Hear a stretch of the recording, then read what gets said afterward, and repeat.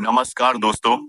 क्या आपने कभी सोचा है कि हमारे देश के नेताओं के पास इतना पैसा आता कहां से है?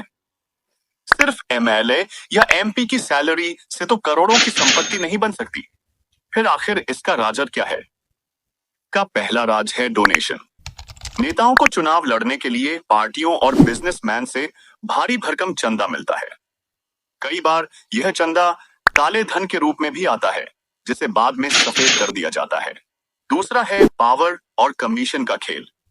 सत्ता में आने के बाद सरकारी टेंडर, परियोजनाएं और जमीन की डील में नेताओं को मोटा कमीशन मिलता है।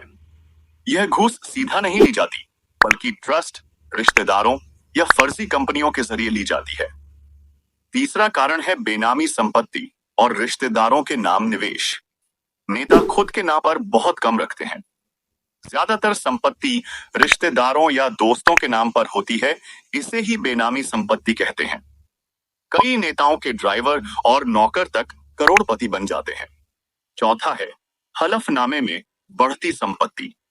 हर चुनाव में जब नेता अपनी संपत्ति का ब्यौरा देते हैं, तो पता चलता है कि 5 साल में उनकी संपत्ति 10 गुना तक बढ़ गई।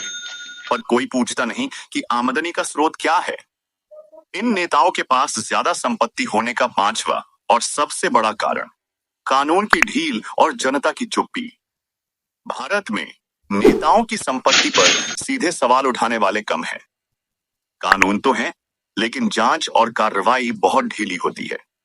और जब तक जनता सवाल नहीं पूछेगी, जवाब भी नहीं मिलेगा। और हाँ दोस्तों, नेताओं की संपत्ति की असली कहानी सिर्फ हलफनामों में नहीं, उनके काम और सिस्टम में छुपी होती है। अब समय है कि हम सिर्फ वोट न दें, बल्कि सवाल भी पूछें। और दोस्तों, ऐसी और जागरूक करने वाली जानकारी के लिए चैनल को लाइक, शेयर और सब्सक्राइब करें।